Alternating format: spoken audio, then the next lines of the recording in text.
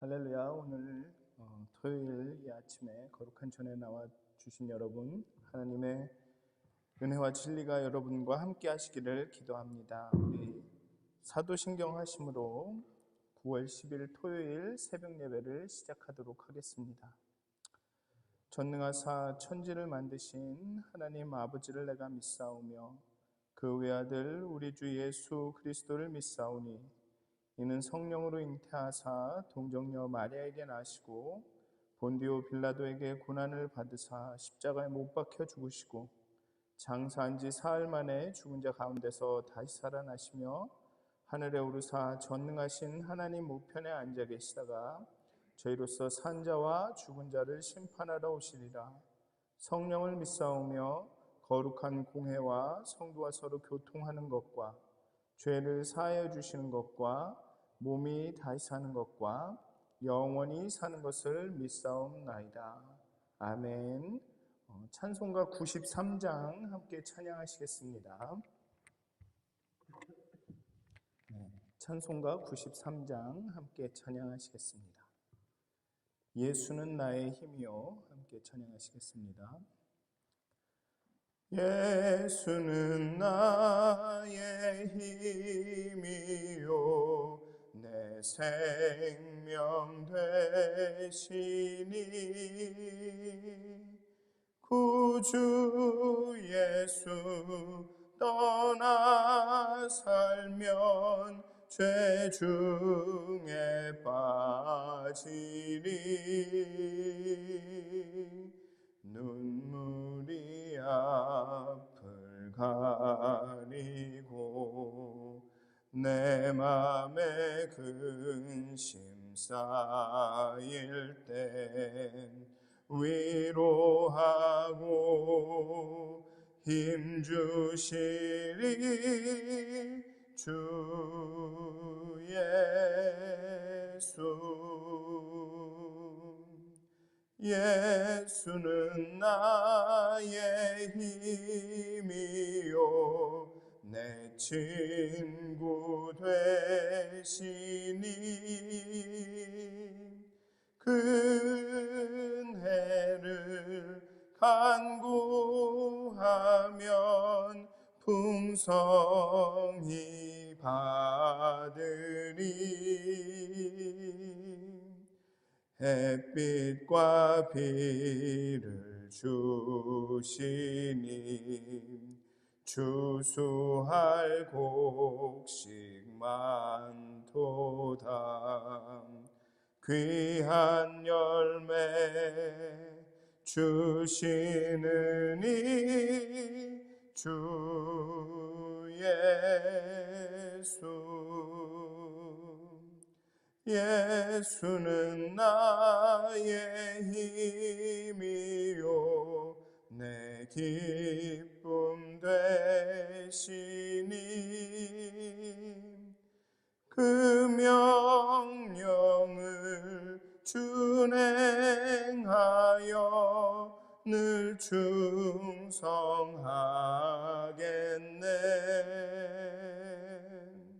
주야로 보호하시며 바른 길 가게 하시니 의지하고 따라갈리 주 예수. 예수는 나의 힘이요 내 소망 되시니 이 세상을 떠나갈 때 곧 영생 얻으리. 한없는 복을 주시고 영원한 기쁨 주시니 나의 생명 나의 기쁨 주 예수. 아멘. 기도하시겠습니다. 예수님은 우리의 힘이 되십니다. 생명이 되십니다. 친구가 되시고 기쁨이 되시고 우리의 참 소망이 되십니다.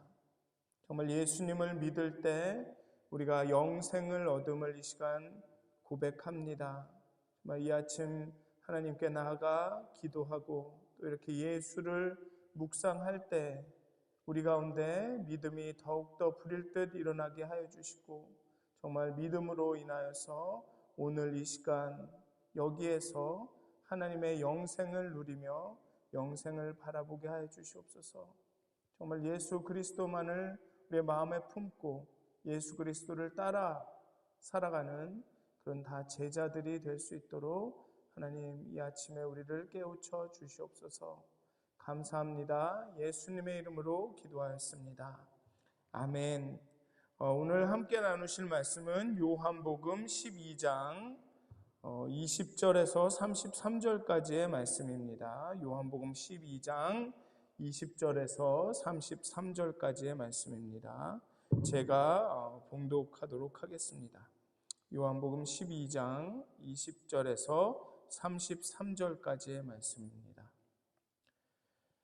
명절에 예배하러 올라온 사람 중에 헬라인 몇이 있는데 그들이 갈릴리 벳세다 사람 빌립에게 가서 청하여 이르되 선생이여 우리가 예수를 배웁고자 하나이다 하니 빌립이 안드레에게 가서 말하고 안드레와 빌립이 예수께 가서 여쭈니 예수께서 대답하여 이르시되 인자가 영광을 얻을 때가 왔도다. 내가 진실로 진실로 너희에게 이르노니 한 알의 밀이 땅에 떨어져 죽지 아니하면 한 알 그대로 있고 죽으면 많은 열매를 맺느니라. 자기의 생명을 사랑하는 자는 잃어버릴 것이요 이 세상에서 자기의 생명을 미워하는 자는 영생하도록 보존하리라. 사람이 나를 섬기려면 나를 따르라. 나 있는 곳에 나를 섬기는 자도 거기 있으리니 사람이 나를 섬기면 내 아버지께서 그를 귀히 여기시리라. 지금 내 마음이 괴로우니 무슨 말을 하리요? 아버지여 나를 구원하여 이때를 면하게 하여 주옵소서. 그러나 내가 이를 위하여 이때에 왔나이다. 아버지여 아버지의 이름을 영광스럽게 하옵소서 하시니 이에 하늘에서 소리가 나서 이르되 내가 이미 영광스럽게 하였고 또다시 영광스럽게 하리라 하시니 곁에 서서 들은 무리는 천둥이 울었다고도 하며 또 어떤 이들은 천사가 그에게 말하였다고도 하니 예수께서 대답하여 이르시되 이 소리가 난 것은 나를 위한 것이 아니요 너희를 위한 것이니라. 이제 이 세상에 대한 심판이 이르렀으니 이 세상의 임금이 쫓겨나리라. 내가 땅에서 들리면 모든 사람을 내게로 이끌겠노라 하시니 이렇게 말씀하심은 자기가 어떠한 죽음으로 죽을 것을 보이심이로라. 아멘. 이제 예수님께서 예루살렘에 입성하신 후에 예수님의 마지막 공적 사역이 제시가 됩니다. 오늘 본문의 마지막에서 언급된 것처럼 그의 첫 부분인데요. 그 마지막 공적 사역의 첫 부분인데 예수님의 죽음과 영광에 대한 이야기가 초점이 되고 있습니다. 요한복음은 다른 공관복음에서 말한 예수님의 그 예루살렘 사역을 다 언급하지는 않습니다. 다른 복음서에 보면 예수님이 예루살렘에 입성하신 후에 성전을 정화하시고 맹인과 저는 자들을 치료하시고 종교 지도자들과 논쟁을 하시고 과부의 헌금 이야기가 나오고 그리고 또 종말에 대한 가르침 등이 나오는데 요한복음은 그러한 것들이 나오지 않거나 아니면 그러한 사건들을 다른 곳에 배치합니다. 예루살렘 입성 그 전에 특히나 성전 정화 사건이나 맹인을 고치는 사건은 예루살렘에 입성하시기 전에 하신 사건으로 요한복음 나옵니다. 즉 요한복음의 저자는 자기가 본 예수, 자기가 경험한 예수, 예수님은 이런 분이야 라는 그 초점을 사람들에게 전달하고자 자신의 그런 전달하고자 하는 것을 더 효과적으로 전달할 수 있도록 그 사건들을 이렇게 배치하고 있습니다. 예루살렘 입성 후에 이제 새로운 사건이 진행이 되는데 그 새로운 사건은 헬라인의 등장으로 시작이 됩니다.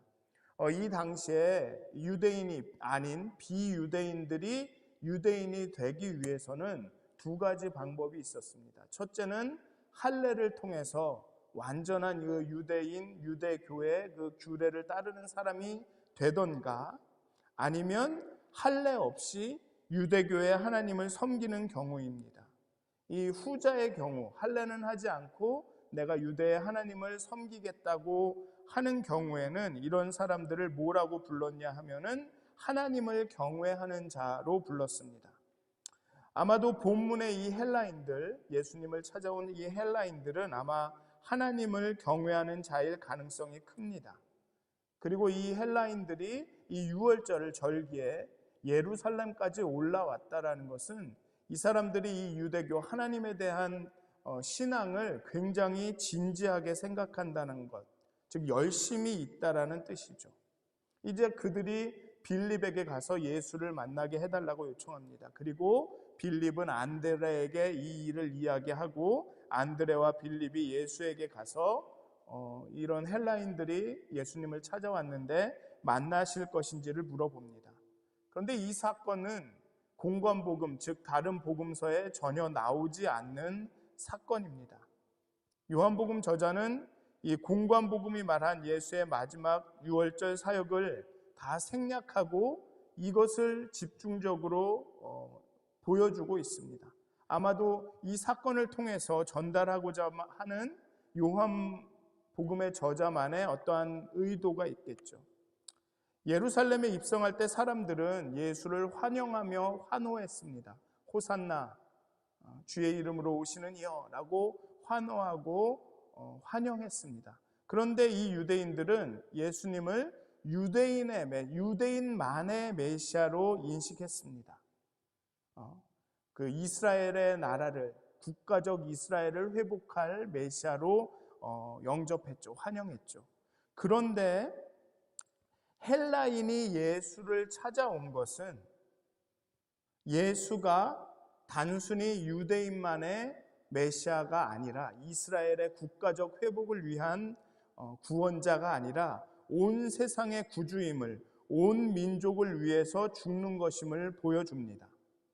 바리새인들은 예수의 영향력을 막 걱정하죠. 그래서 그들이 온 세상이 예수를 따른다고 말합니다. 물론 바리새인들이 온 세상이 예수를 따른다고 말할 때 이 비유대인들을 그 염두에 둔 것은 아닙니다. 오직 유대인들을 염두에 둔 것이지만 헬라인의 등장은 실제로 바리새인들이 말한 대로 온 세상이 예수에게 오고 있다라는 것을, 그 일이 실제로 진행되고 있다라는 것을 보여주고 있습니다. 아마도 요한은 그러한 것들을 사람들에게 알려주고 싶었을 것입니다. 예수의 죽음은, 예수가 메시아로 온 것은 단순히 유대인만을 위한 것이 아니라 온 세상을 위한 것이다. 그리고 또 이 사건은 이후에 제자들의 사역에 대한 암시의 역할도 합니다. 그들이 의도하진 않았지만 헬라인과 예수의 만남을 중재하게 됩니다. 이 안드레와 빌립은 예수님과 헬라인이, 비유대인이 만나는 것을 중재하게 되죠. 그래서 예수의 십자가와 부활 이후 유대인과 비유대인을 예수에게로 이끄는 그들의 사역의 모습을 보여주기도 합니다. 그래서 24절, 26절에 보면 한 알의 밀알이 땅에 떨어져 죽지 아니하며 죽으면 많은 열매를 맺고 죽지 아니하면 그대로 있느니라 라면서 이 제자가 어떻게 해야 할 것을 예수님은 가르치고 계시죠. 이러한 것들이 바로 단순히 이 요한복음의 저자가 이 사건을 여기에 넣은 것이 바로 그렇게 예수님이 어떠한 일을 하려고 오셨고 또 예수님의 제자들은 어떠한 일을 하게 될 것인지를 암시하고 있다는 것입니다. 어쨌든 빌립과 안드레는 예수님에게 오셔서 그 헬라인들이 찾아왔는데 예수님 만나고 싶으신가요? 라고 묻습니다.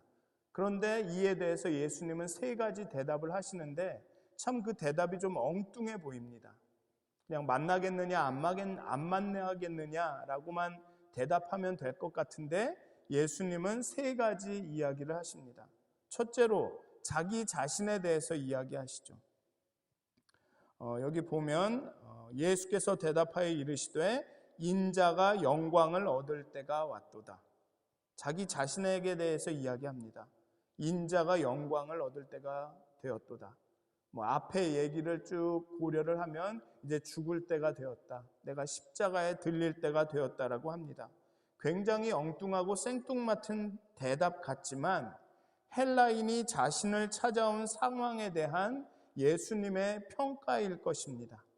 예수님은 헬라인이 자신을 찾아온 것을 이제 자신의 사역이 절정을 향해 가고 있다는 것을 알리는 징조로 보았습니다. 이제 내가 때가 되었구나. 헬라인까지 나한테 와서 나를 만나자고 하는 것을 보니 이제 내가 죽을 때가 되었구나. 영광을 얻을 때가 되었구나 라고 평가한 것입니다. 예수님의 사역이 십자가와 부활로 인해서 높아짐과 영광을 의미하기는 하지만 반드시 그 높아짐과 영광에까지 가기 위해서는 십자가의 죽음이라는 과정, 순환과 죽음이라는 과정을 거쳐야 했습니다. 예수님은 헬라인이 자신을 찾아오는 것을 보고 이제 내가 죽을 때가 되었구나. 내가 십자가에 달릴 때가, 들릴 때가 되었구나라고 인식하게 됩니다. 그래서 27절에 보면 예수님의 기도 가운데 내가 마음이 괴롭다. 하나님 이 때를 면하게 해달라. 그러나 이 때를 위해서 내가 왔다라는 이런 자기 인식적인 고백이 나오죠. 헬라인에 온 것을 보고 이제 내가 죽을 때가 되었구나. 그런 자기 인식을 이제 제자들한테 이야기하고 있습니다. 때가 되었다. 내가 너희들을 떠날 때가 되었다. 죽을 때가 되었다. 그리고 이러한 자기 인식, 때가 되었음에 대한 인식에 기반해서 두 번째 이야기를 하시죠.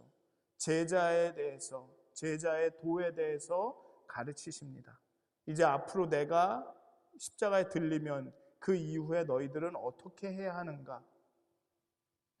그리고 물론 이 제자도는 예수 자신의 사역을 통해, 삶을 통해 드러난 제자도입니다. 한 알의 밀알이 떨어져 죽지 아니하면 그대로 있고 죽으면 많은 열매를 맺는다. 죽어야 새 생명이 창조가 된다는 것입니다.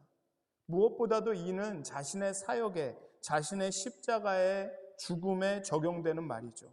그의 십자가의 죽음은 끝이 아니라 새 생명의 문을 여는 시작일 것이다.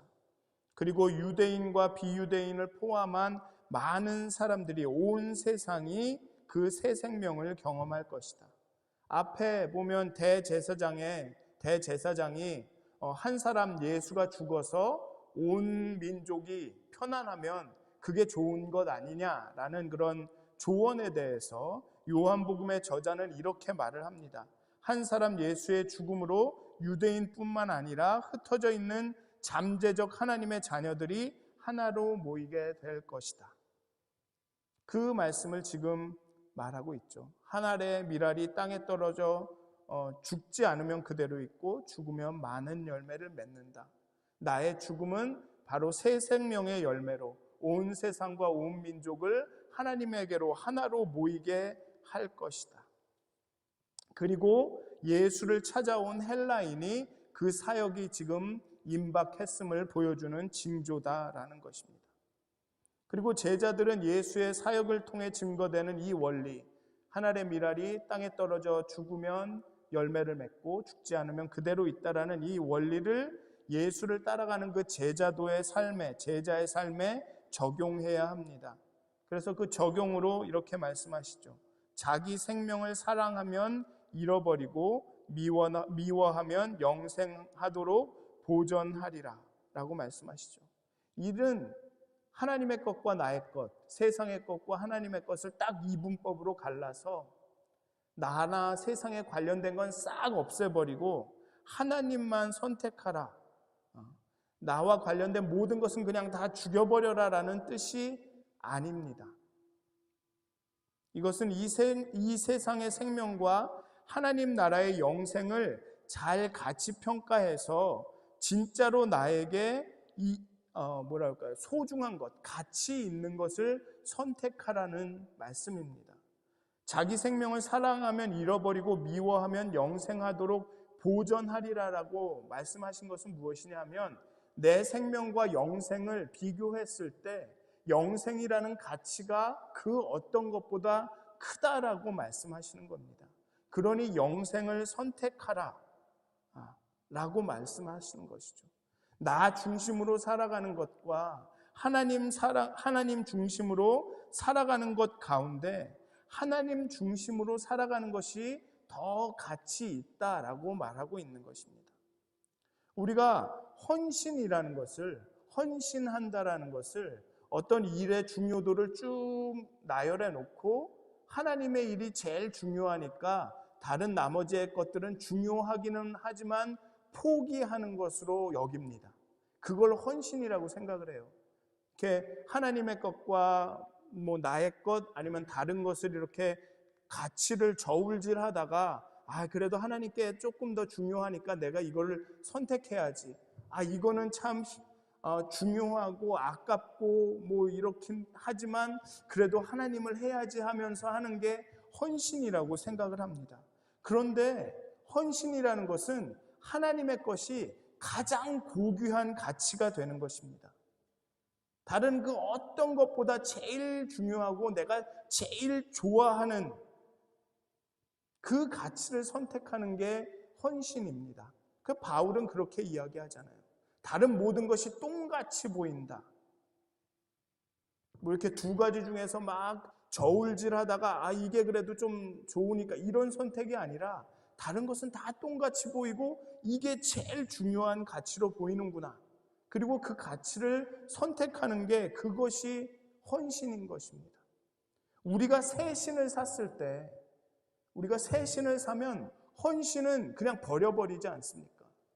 헌신하고 새 신하고 막 비교를 하다가 그래도 새 신이 조금 나니까 이걸 그러지 않지 않습니까? 내가 소중히 여기던 이전 가치들이 헌신짝처럼 여겨지는 것이 그것이 헌신입니다. 그러니까 헌신하는 사람들은 즐겁습니다. 일하던 농부가 밭에서 보화를 찾았을 때 집을 팔면서 집을 아까워하지 않았을 겁니다. 자기의 온 전 재산을 팔아서 그 논을 샀을 때 그 전 재산을 아까워하지 않을 겁니다. 왜냐하면 그 논에는 그 밭에는 보화가 있기 때문에 이 집보다 내가 가진 전 재산보다 더 가치 있는 보화가 있기 때문에 그게 헌신이라는 거죠. 이전의 가치들이 헌신짝처럼 여겨지는 것입니다. 그게 헌신이라는 것입니다. 우리가 예수님을 섬기려면 예수를 따라서 그 헌신의 자리에 같이 서야 합니다. 생명을 위해 나를 버리는 그 자리에 더 가치 있는 영생을 위해서 내가 소중히 여기던 모든 가치가 헌신짝처럼 버려지는 그런 자리에 서야 된다는 것이죠. 그리고 이 제자들은 빌립과 안드레는 바로 그러한 자리에 지금 있습니다. 유대인으로서 헬라인을 예수님에게 소개하는 것이 탐탁지 않았을 수도 있습니다. 그러나 이들은 자신의 유대인으로서의 자존심을 죽임으로써 예수의 복음이 헬라인에게도 전해질 수 있도록 합니다. 한 알의 밀알이 땅에 떨어져 죽죠. 나를 죽입니다. 무엇이 더 가치 있는지, 내가 유대인으로서의 혈통과 유대인으로서의 전통과 유대인에게 준 하나님의 약속이 중요한지, 유대인으로서의 그 자존심이 중요한지, 아니면 예수님의 복음이 헬라인에게도 온 세상에 퍼지는 것이 중요한지, 그 가운데 제자들도 그렇게 죽는 그런 경험을 하게 하죠. 제자들도 죽음을 경험하는 그러한 자리에 서 있습니다. 그리고 앞으로 서게 될 것입니다. 그것이 예수를 섬기는 것이고 예수를 따르는 것이죠. 나는 하나님을 섬기는 자라고 하면서 죽어서 썩지 않은 사람들은 진짜로 예수님을 섬기는 사람들이 아닙니다. 그래서 그런 사람들은 아버지께서 귀히 여기지 않으실 것입니다. 그렇게 예수님은 제자도에서 말씀하신 후에 이제 기도하십니다. 예수님은 제자도의 길을 가십니다. 하늘의 미랄이 되어 죽어서 썩는 그 길을 가십니다. 생명을 미워하고 하나님의 영생을 더 사랑하는 그런 길을 가십니다. 그런데 그 길이 쉽지만은 않습니다. 마음이 괴롭습니다. 이때를 면하게 해달라고 하시죠. 그러나 자기가 이때를 위해 왔으며 아버지의 이름을 영광스럽게 해달라고 기도합니다. 괴로움은, 여기서 예수님이 경험하시는 이 괴로움은 단순히 죽음에 대한 두려움이 아닙니다. 하나님의 진노의 잔을 마시고 하나님과 완전히 분리되시는 것에 대한 괴로움입니다. 사랑의 관계가 단절되는 것에 대한 괴로움이죠. 그 고통이 너무나도 크기 때문에 이때를 면하게 해달라고 기도하십니다. 하지만 예수님은 자신이 무엇을 해야 하는지, 무엇을 위해 이 땅에 왔는지 분명히 아십니다. 다른 복음서에서는 겟세마네 기도를 이야기하죠. 땀이 피처럼 흘렀다. 예수님 하나님 이 잔을 내게서 옮겨 주시옵소서라는 기도가 나오는데, 요한복음은 여기에 그와 비슷한 기도가 나옵니다. 하나님, 내가 이 때를 위해서 왔습니다. 그런 고백이 나옵니다. 그리고 하나님은 예수님의 이 기도에 대해 내가 이미 영광스럽게 하였고 영광스럽게 할 것이다 라고 응답하십니다. 아직 예수님이 십자가에 들리시기 전인데 하나님은 내가 이미 영광스럽게 하였다 라고 말씀하십니다. 예수님의 이 결단의 기도가 정말 이때를 면하여 주옵소서, 그러나 내가 이를 위하여 이때에 왔나이다, 그러니 내가 죽겠습니다라는 이 결단의 기도를 통해서 이미 예수님의 사역은 완수된 것이죠. 예수님의 이 결단이 십자가의 죽음으로 바로 연결이 됩니다. 그래서 다른 복음서에서도 보면 겟세마네 기도 이후에 예수님은 절대로 흔들리지 않습니다. 두려워하거나 불안해하지 않습니다. 그냥 바로 십자가로 당당히 나아가십니다. 즉, 이 결단이 굉장히 중요한 기도라는 것입니다. 십자가의 죽음으로 연결이 되고 이미 그렇기 때문에 이미 하나님이 영광스럽게 그 이름을 영광스럽게 하셨고 앞으로 영광스럽게 하실 것입니다. 이는 하나님이 예수의 고통과 함께 하심을, 아들을 사람 대신 죽이고 또 그 사랑의 관계를 단절해야만 하는 그 고통을 하나님도 함께 감수하신다는 의미입니다. 내가 이미 영광스럽게 했고 앞으로도 영광스럽게 할 것이다라는 것은 예수님과 함께 하신다는 얘기죠. 십자가의 은혜는 우리에게 아주 값없이 주어졌습니다. 그렇지만 값없는 싸구려가 아닙니다. 우리에게는 은혜이지만 하나님, 예수님 편에서는 절대로 값없는 것이 공짜가 아닙니다. 목숨값으로 우리를 사신 것이기 때문에 그렇습니다. 우리는 은혜를 누리는 것도 좋지만, 우리가 은혜를 누리는 것도 좋지만 그 은혜가 우리에게 이르기까지 하나님이 치르셔야 했던 그 대가를 잊으면 안 됩니다. 우리에게 공짜로 주어졌습니다, 은혜는. 하지만 하나님께서 그냥 공짜로 주신 것은 아닙니다. 그리고 그 예수의 죽음은 실패처럼, 마치 예수님이 심판받는 것처럼 보일지 모르지만 결국은 세상이 심판을 받을 것이고 세상의 임금이 쫓겨갈 것입니다. 그리고 어둠 가운데 고통하던 사람들이 예수를 통해 빛의 하나님 나라로 옮겨가는 길이 열리는, 생명으로의 길이 열리는 참 승리가 될 것입니다. 사람들이 깨닫고 믿게 되는 거듭나는 순간이 될 것입니다. 계속 요한복음에서 이야기했듯이 빛이 어둠에 왔지만 어둠이 깨닫지 못했습니다.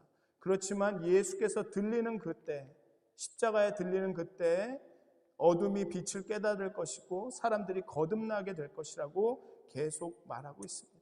그리고 이제 헬라인이 예수님을 찾아옴으로써 그때가 왔음을 예수님은 이제 직감하시고 그 제자로서 어떻게 살아가야 할 것을 가르치시고 하나님께 기도하시고 이제 내가 그 길로 가겠습니다라고 결단하셨습니다. 사랑하는 믿었은 가족 여러분, 십자가의 죽으심으로 인해서 영생으로 가는 길이 우리에게 열렸습니다. 그리고 십자가의 죽으심을 통해서 예수님은 제자로서 우리가 어떻게 살아가야 할지를 가르쳐 주셨습니다. 한 알이 땅에 떨어져 죽으면 많은 열매를 맺는다.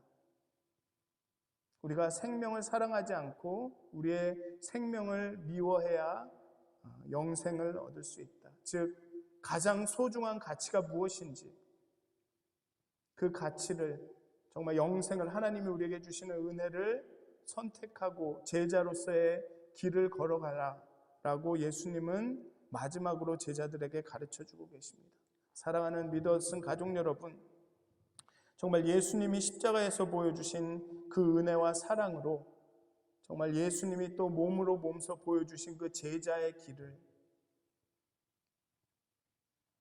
정말 생명을 위하여 목숨을 버리는 날마다 나를 깨고 나를 죽이는 그래서 하나님의 가장 소중한 가치 그 영생이 하나님의 은혜와 진리가 우리 가운데 나타나는 그런 제자의 삶을 살아가시기를 주님의 이름으로 축원드립니다. 기도하시겠습니다. 하나님, 예수 그리스도의 십자가의 죽으심으로 인하여서 그 부활을 인하여서 우리에게 영생을 허락해 주셨습니다. 구원하셨습니다. 그리고 이제 우리에게 예수를 쫓아 그 제자의 삶을 살아가라고 말씀하십니다. 그 제자의 도를 따르라 말씀하십니다. 물론 그 제자의 길이 쉽지는 않습니다. 왜냐하면 우리 스스로를 죽여야 하는 정말 땅에 떨어져 죽고 썩어져야 하는 일이기에 그렇습니다.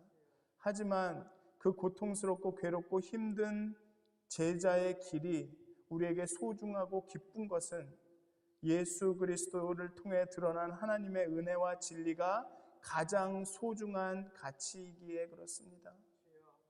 정말 하나님께서 우리에게 주신 그 은혜와 진리를 선택하는 일에 있어서 우리가 주저하지 않도록 다른 우리가 소중히 여기던 가치들이 이제는 더 이상 그렇게 중요한 것이 아니도록 그렇게 헌신할 수 있도록 하나님의 은혜와 진리를 우리에게 충만하게 부어주시옵소서. 우리에게 부어주신 하나님의 그 사랑이 가장 이 세상 어떤 기쁨보다 가장 기쁘다라고 우리가 깨달을 수 있도록 하나님 우리 가운데 은혜를 부어주시옵소서. 하나님의 진리를 드러내 주시옵소서. 그렇게 예수님의 제자로서 살아갈 수 있도록 오늘 이 아침에 우리의 마음 가운데 우리의 심령에 하나님의 거룩한 영을 부어주시옵소서. 하나님의 사랑을 부어주시옵소서. 감사합니다. 예수님의 이름으로 기도하였습니다. 아멘. 하늘에 계신 우리 아버지여, 이름이 거룩히 여김을 받으시오며 나라의 마옵시며 뜻이 하늘에서 이루어진 것 같이 땅에서도 이루어지이다. 오늘날 우리에게 일용할 양식을 주옵시고 우리가 우리에게 죄 지은 자를 사하여 준 것 같이 우리의 죄를 사하여 주옵시고 우리를 시험에 들게 하지 마옵시고 다만 악에서 구하옵소서. 나라와 권세와 영광이 아버지께 영원히 싸움나이다. 아멘.